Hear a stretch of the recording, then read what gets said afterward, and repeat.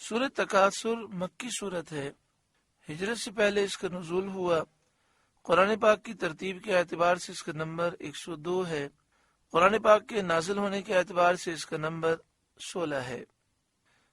اس میں 8 آیتیں اور 1 رکوع ہے، 28 کلمات ہیں اور 120 حروف ہیں۔ بسم اللہ الرحمن الرحیم، اللہ کے نام سے شروع جو نہایت مہربان رحم والا۔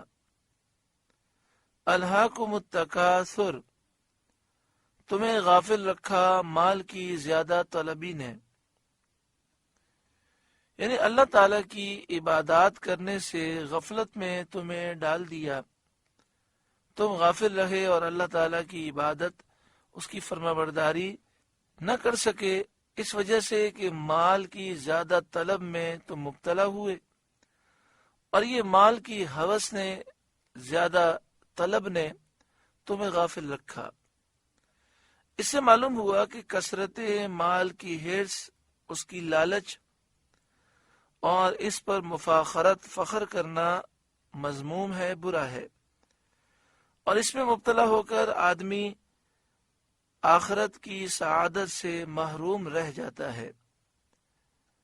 الہاکم التکاثر، تمہیں غافل رکھا مال کی زیادہ طلبی نے، حتی زرتم المقابر، یہاں تک کہ تم نے قبروں کا منہ دیکھا، یعنی موت کے وقت تک حرص تمہارے دامن گیر خاطر رہی، تمہارے دل میں مال کی حرص، لالچ، ہوس رہی، اور موت تک تم اسی محبت میں مبتلا رہے، اور تم آخرت کی تیاری نہ کر سکے۔ بخاری شریف میں ہے، نبی کریم صلی اللہ علیہ وآلہ وسلم نے فرمایا، مردے کے ساتھ 3 ہوتے ہیں، 2 لوٹ آتے ہیں، 1 اس کے ساتھ رہ جاتا ہے۔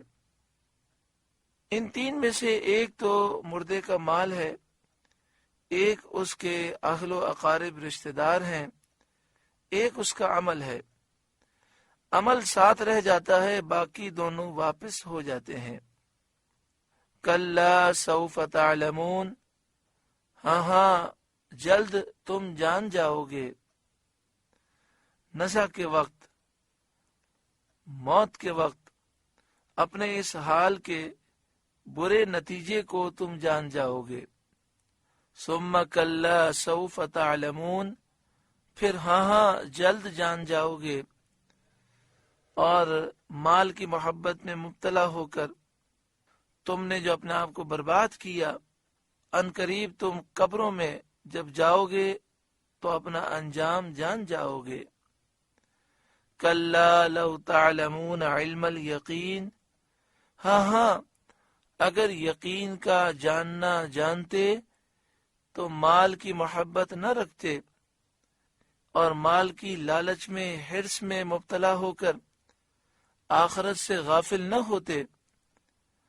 لَتَرَوُنَّ الْجَحِيمَ، بے شک ضرور جہنم کو تم دیکھو گے، یعنی مرنے کے بعد تم جہنم دیکھو گے۔ ثُمَّ لَتَرَوُنَّهَا عَيْنَ الْيَقِينِ، پھر بے شک ضرور اسے یقینی دیکھنا دیکھو گے۔ ثُمَّ لَتُسْأَلُنَّ يَوْمَئِذٍ عَنِ النَّعِيمِ، پھر بے شک ضرور اس دن تم سے نعمتوں کے بارے میں سوال کیا جائے گا، نعمتوں کی پرسش ہوگی جو اللہ تعالیٰ نے تمہیں نعمتیں عطا فرمائی تھیں، صحت، تندرستی، فراغت، امن، سکون، عیش، مال وغیرہ، جن سے دنیا میں لذتیں اٹھاتے تھے۔ پوچھا جائے گا یہ چیزیں کس کام میں خرچ کی، ان کا کیا شکر ادا کیا، اور شکر نہ ادا کرنے پر عذاب کیا جائے گا۔ سورہ تکاثر کا درس مکمل ہوا۔ اللہ تعالیٰ اس سورہ مبارکہ کے نور سے ہمارے قلوب کو روشن منور فرمائے۔ حقیقت یہی ہے کہ انسان بسا اوقات مال کے حصول کے لیے بے شمار گناہ کرتا ہے، دنیا کی لالچ میں آ کر گناہ کرتا ہے، گھر والوں، رشتہ داروں، دوست، احباب کو خوش کرنے کے لیے گناہ کرتا ہے۔ بسا اوقات گھر والوں اور بچوں کی ضروریات اور ان کی فرمائشوں کو پورا کرنے کے لیے حرام کماتا ہے۔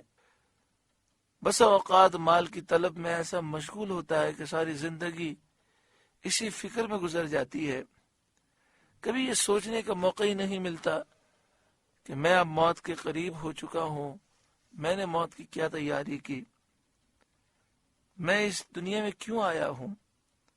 اللہ تعالی ہماری ساری غفلتوں کو دور فرمائے، نور قرآن سے ہمارے سینوں کو روشن فرمائے۔ آمین بجاہ سید المرسلین صلی اللہ علیہ وآلہ وسلم۔